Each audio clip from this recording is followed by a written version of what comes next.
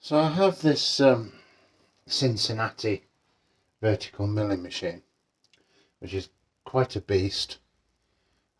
She weighs 4,000 kilos, and yeah, she was quite a job to get in here. Anyway, everything seems to work fine on it, except for this rapid feed to move the head up and down. It works on the fine feed, which is great, and it's perfectly usable that way. But it takes forever to wind it from one end. At the moment it's going up to the other end, because each turn is 50,000. As you can imagine, it takes a while when you're doing different setups to change it. So what they provided was this unit here, where you could unlock the fine feed and move the head up and down with this fast feed here. It's not a quill. It's simply to fast feed the head up and down, then you lock it back into position and go back to using the fine feed. But it won't budge. Something in here has stuck. So we're going to take it all apart and have a look at what's in there.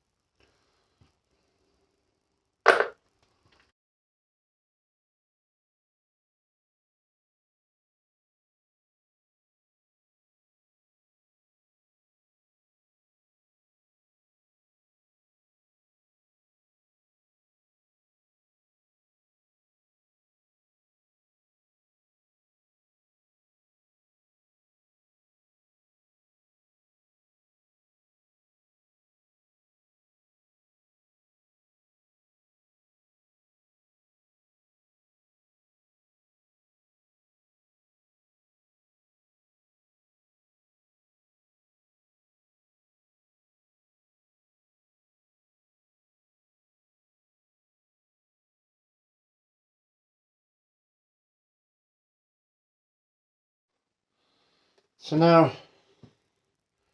we're into the unit. I've had this apart a little while now, and what I found was, well, let me show you what it does first. We have it's a sort of tooth, a V-shaped teeth, and we have this unit which slides onto this shaft and engages these teeth around the perimeter. I'll take a closer shot in a second. And this shaft is keyed to this shaft here with this key. I took the key out and slid this on and off, and it was very tight. Once it got to about halfway on, it more or less had to be hammered on, and it wouldn't slide.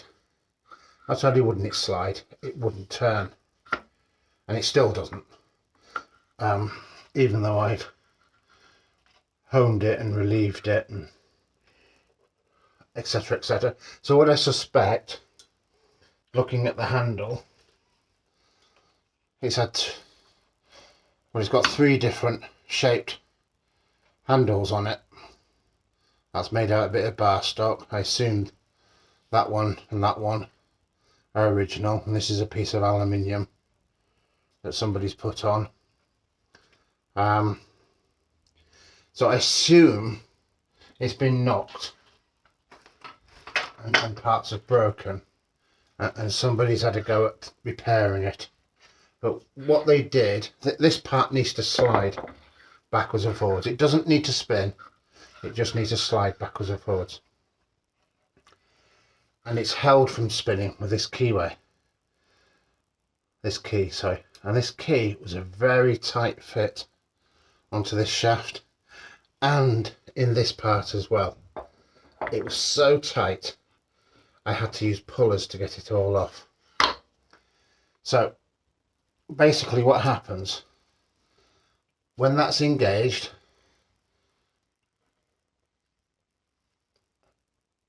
between the shafts, it's operating off this worm drive here. When we disconnect it, we disconnect the splines, the teeth, this no longer does anything because it transmits from the shaft through the teeth into the main drive at the back here. So now the only way that we can turn it is to turn this with this handle, and that will move the head up and down rapidly.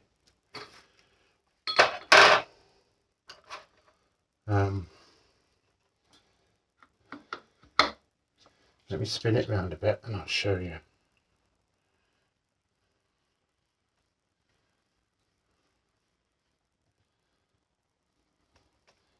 As you can see, it takes a while to get it round. Put the keyway in, put the handle on.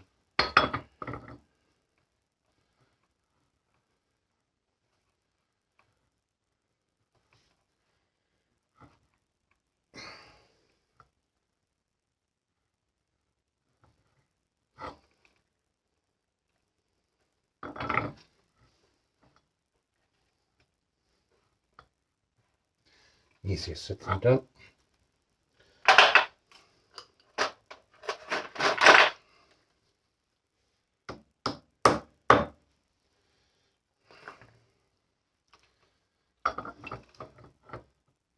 There we go. So now the handle's on, and now with that disengaged, pulled back, we can move the head. This whole thing here is the head. It's on a big slide, right? We can, it's a fair old weight. We can move it with some speed for our quick setting. And then this whole lot gets pushed forward, and this no longer, this locks. And we have to use the fine wheel, which we can, you know, we've got thou measurements quite widely spaced apart. It would be quite easy to do quarter of a thou quite easily just with this alone, or even less if you had a gauge on it. So there were several problems here. One was it had a bent shaft, and secondly, the key that somebody'd clearly made themselves was far too tight. So all that had to be relieved.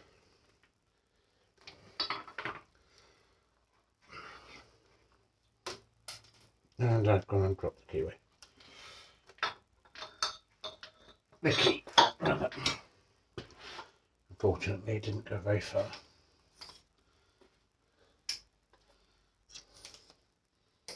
So that's the key that was on this shaft for the clutch part that somebody's made out of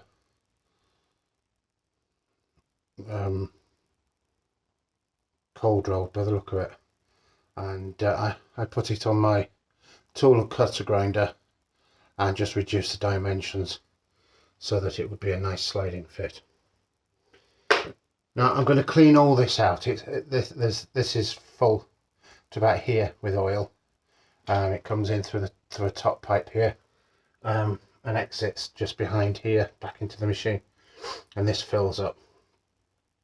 Somebody'd used bathroom silicone to seal it, but I'm going to make a gasket for it. But there's a reservoir of oil still in here, and it's full of junk, metal fire, swarf and things, not swarf, but metal dust, I suppose, from the gears, from gear wear. It's become a little catch area for sediment. So I'm going to clean all this out off camera and I'll come back. So this is a closer view of the inside. There's the oil feed at the top there. When the machine's running, that'll be pumping oil. There's the brass worm wheel, and then this toothed plate is bolted to that, and the shaft. And I know right now where I put it. So here we go. So these teeth mesh with those teeth. There we go. I'll come back in a bit.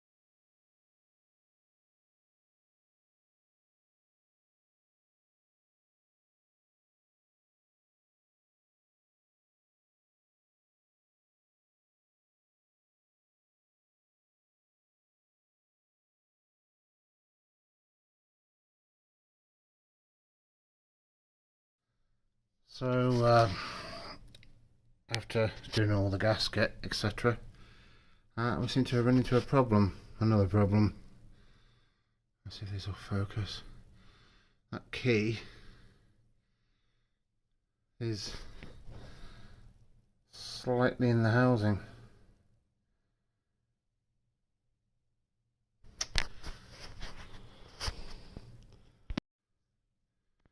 Well, maybe it isn't. That was close. Anyway, let's see if the rest of it will go on. I'll fit it all back together and I'll come back. Right, now we have it all back together. The fine wheel works. It's quite stiff.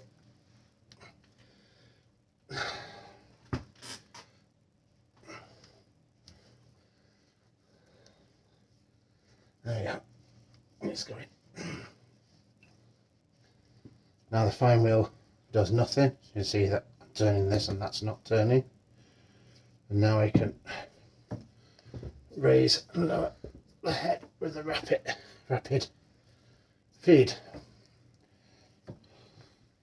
Let me adjust the camera so you can see the head.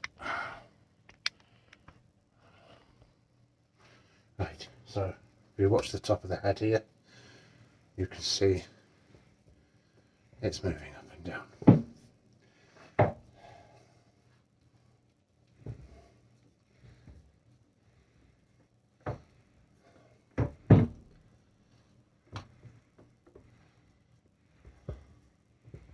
I think it's about 6 inches from memory. You can put stops on it. If you need a stop, it's actually I'll show it.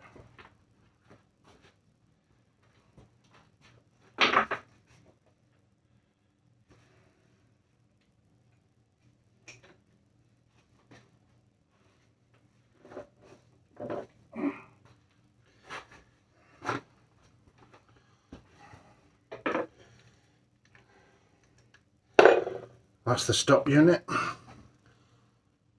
As you can see, it's got a vernier on it, and that fits on here. Somehow I have not fitted it. All this pipe work is in the way, so that all wants changing to be able to use the stop. There seems to be a nut around here.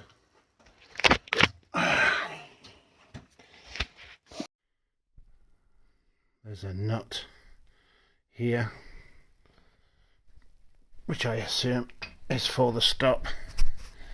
I'm not entirely sure. I'll have to have a play with it. It might even be in the wrong position, but that looks like it's fairly easily moved. This is the head. It's a blurry head. There we go.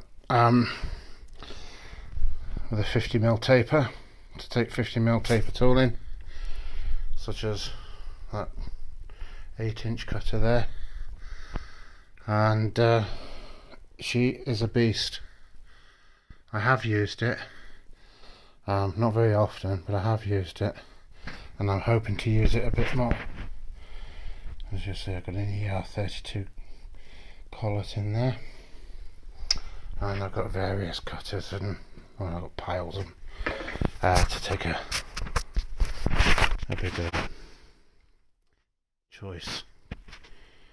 I did deck a block with it once by about 10mm, which is, it might be more than that, might be 15mm, and it did it very nicely.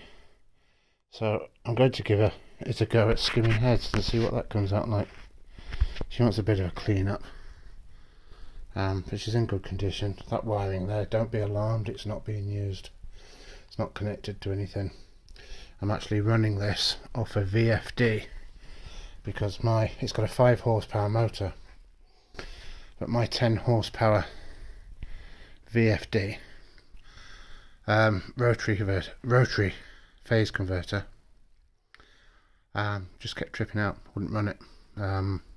didn't have the power to get it up and going, because the motor and everything runs at a fixed speed, and you change speeds,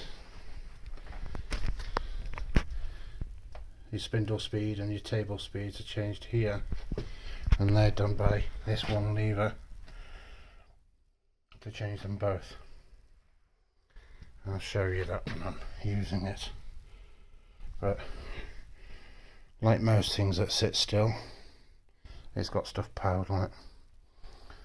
So anyway, we'll get it back up and running, and hopefully I'll take some videos of it.